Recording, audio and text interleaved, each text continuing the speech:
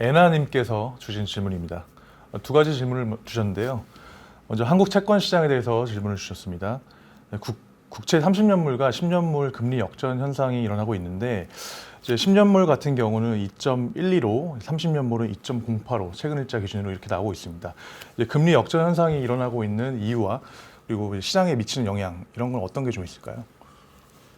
글쎄요, 여기는 뭐 한국 상황에만 딱 국한시켜서 볼 필요가 있습니다. 네네.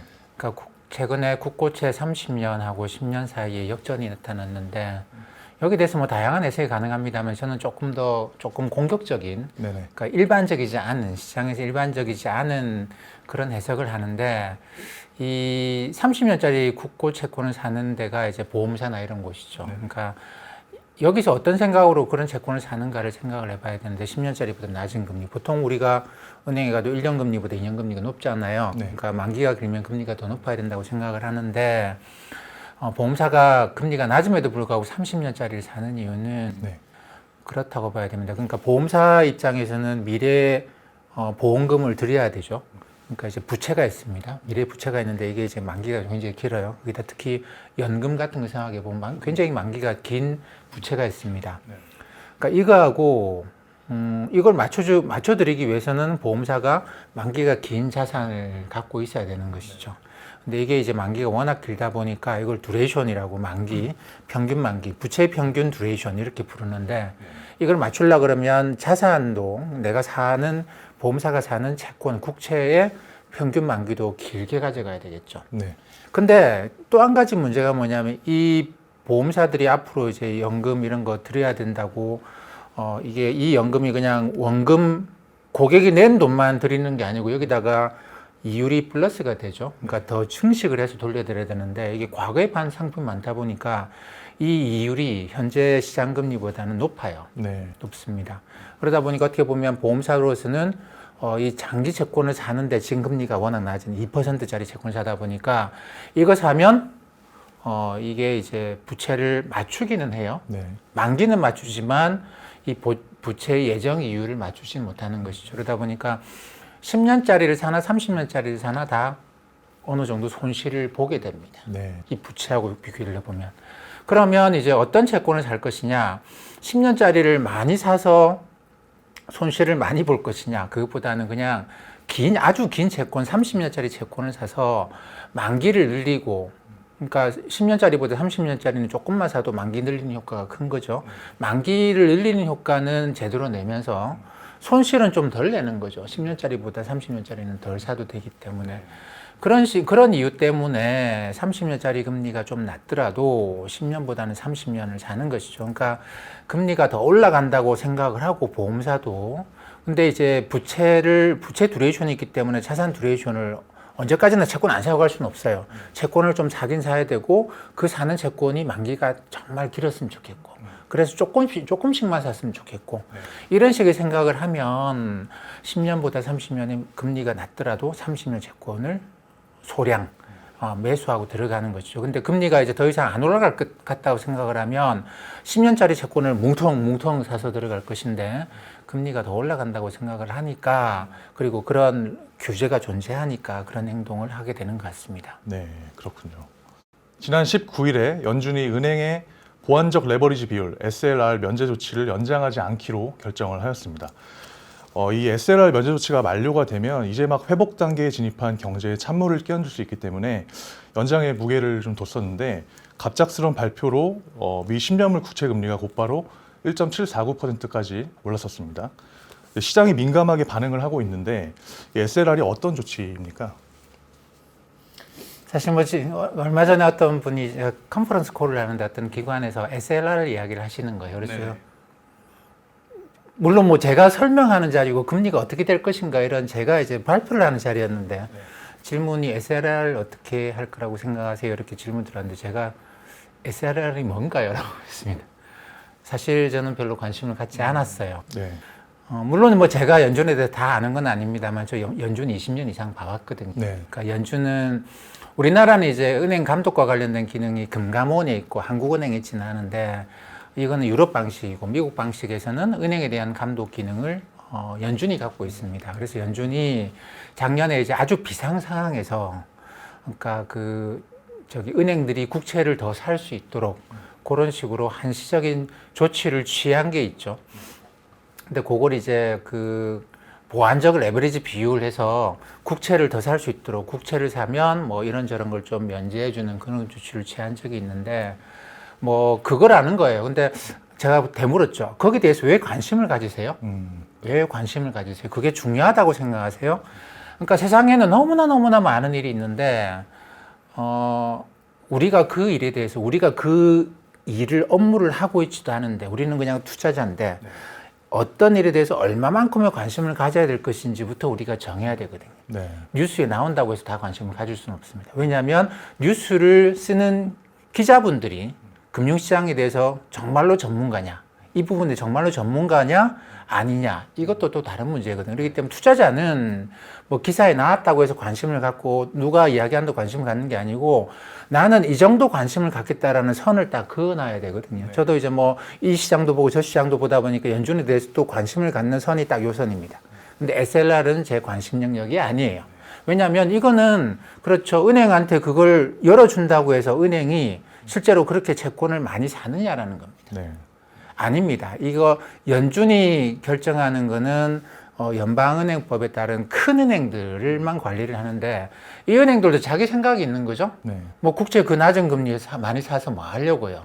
뭐 하려고. 근데 비상 상황에서 이거 해달라 이렇게 해도 된다고 열어준 건데 연준이 그걸 이제 안 해도 되겠다. 연장 조치를 안 한 이유는 뭐냐면 실제로 은행들이 그 비율까지 가지도 않고 있는 거예요. 네. 예, 가지도 않고 있고 그 낮은 금리에서 채권을 계속 사도록 그런 건 안 한다라는 겁니다. 근데 극히 일부에서 이제 그런 거 가지고 이야기를 하긴 하죠. 네. 그게 시장에 영향을 미치고 뭐 그게 국채 금리를 올리고 이런 이야기를 하긴 합니다만 그게 대세를 움직이겠습니까? 뭐 하루하루씩 이렇게 금리 움직이고 주가 움직이는데 영향을 미치겠습니다만 그런 것까지 우리가 신경을 써야 될 만큼 우리가 이제 하루 24시간 투자만 하는 사람들도 아니고, 그죠? 네. 저만 하더라도 하루 24시간을 금융시장을 바라보는 사람이지만 저도 관심을 안 가질 정도로 시장에는 뭐, 그럴 수 있죠. 이게 잠깐 영향을 미칠 수는 있습니다만 제가 트레이더가 아니기 때문에 저는 관심을 안 갖고 있는 거예요. 이게 이런 발표가 나왔다고 해서 잠깐 금리가 올라가는 건데 뭐, 제가 트레이더라고 한다면 관심을 가졌겠지만 트레이더가 아닌 이상은 관심을 가질 필요가 없는 그런 이슈예요. 그래서 뭐 연준 그러면 사실 뭐 FMC 걔들이 금리 올리나 안 올리나 금리 올린다고 이야기하나 아니면 계속 완화적인 정책을 가져가느냐 뭐 이 정도의 관심을 가지는 것이지 뭐 이런 것까지 저는 관심을 가질 필요는 없다고 생각을 합니다. 너무 많은 정보예요. 네. 근데 저는 인터넷 처음부터 뭐 인터넷이라는 게 정보의 바다 이런 거였고 이 90년대 후반부터 이게 세상을 바꿀 아주 획기적인 무엇인가다라는 생각은 했죠. 왜냐하면 금융이라는 건 정보에 따라서 가격이 정해지는 거기 때문에. 근데 제가 한 1, 2년 이 인터넷 세상을 살아보면서 어떤 생각을 했냐면 내한테 들어오는 정보의 99%는 쓰레기인 것 같다. 쓰레기인 것 같다. 그렇죠. 정보의 과잉이다. 불필요한 정보들이 많이 움직인다. 그래서 저는 어떤 훈련을 했냐면 들어오는 100개의 정보 중에서 99개를 버리는 훈련을 계속 해왔습니다. 네네. 근데 정말 내가 의사결정을 내려야 되는 중요한 정보는 100개 중에 1개거든요. 근데 예전에는 정보가 없었어요. 또는 뭐 두세 개의 정보를 건지고 그 중에 1개를 얻어내는 게 정말 중요한 일이었는데 인터넷 세상이 되니까 너무나 불필요한 정보들이 많이 들어와요. 네. 예. 그리고 지금은 마찬가지죠. 스마트폰은 거의 하루 종일 붙잡고 있고, 그리고 너무나 많은 유튜버들이 이런저런 정보를 쏟아냅니다. 지금도 저는 그렇게 생각해요. 그런 데서 내가 듣는 것 중에 99개를 버리는 훈련을 하는 것이 굉장히 중요하다고 생각하고, SLR도 그 중에 하나라고 생각을 합니다. 네, 그렇군요. 네, 말씀 잘 들었고요. 다음은 제가 좀 개인적으로 궁금한 질문인데 아까 말씀을 해주셨던 이야기 중에서 이제 정보가 굉장히 많다. 요즘 정보가 너무 많은데 그 중에 필요한 정보만 좀 골라서 습득을 할 필요가 있다. 뭐 이렇게 말씀해 주셨습니다. 근데 개인적으로 이제 정보를 좀 거를 수 있는 노하우라던가 그 많은 정보 안에서 나한테 필요한 정보를 좀 뽑아내는 그런 개인적인 방법이 좀 있으실까요? 그 본질에 집중하는 것이죠. 본질에 집중하는 겁니다. 그러니까 경제가 이 정도쯤 오면 연준이 뭘 하고 하는 것은 본질은 아니겠죠. 경제가 아주 나쁠 때는 연준이 뭘 해서 유동성을 공급하고 이게 본질일 겁니다.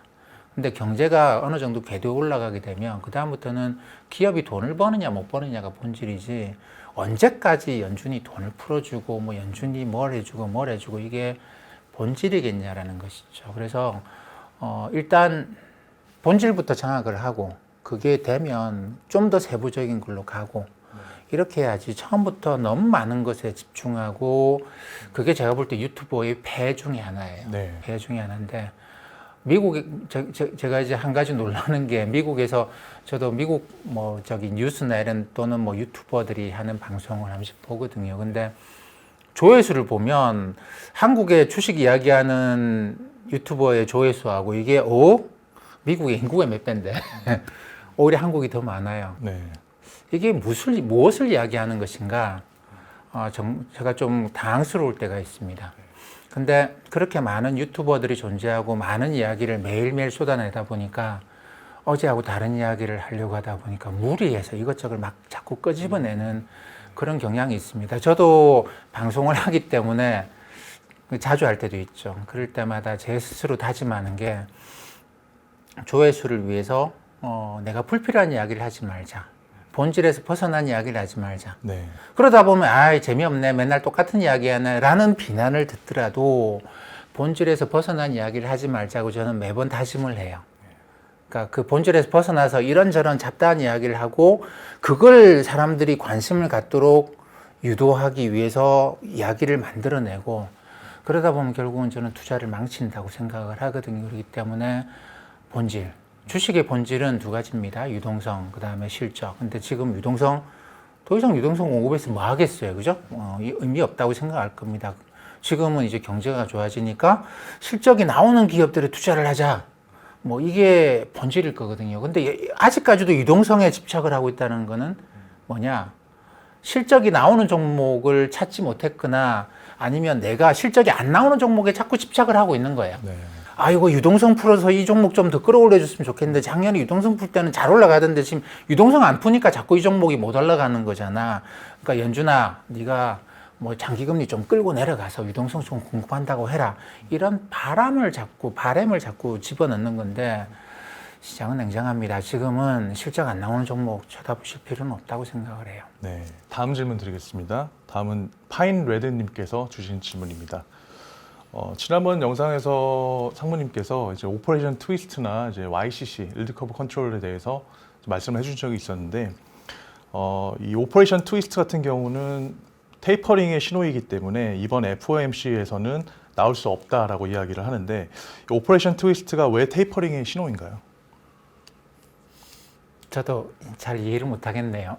오퍼레이션 트위스트하고 사실 이게 테이퍼링하고 연결되는 건 아닙니다. 근데 오퍼레이션 트위스트라고 하는 거는 정확하게 어떤 거냐면 수익률 곡선이라고 하는 게, 그러니까 금리가 만기에 따라서 짧은 만기도 있고 긴 만기도 있죠. 3개월 후에 만기가 있고 10년 후에도 만기가 있고, 이 금리가 보통 이렇게 이제 그 만기가 짧은 채권의 금리는 낮고 만기가 긴 채권의 금리는 높고 뭐 이런 식으로 돼 있거나 이러는데, 여기서 예전에 연준이 그런 행동을 한 적이 있어요.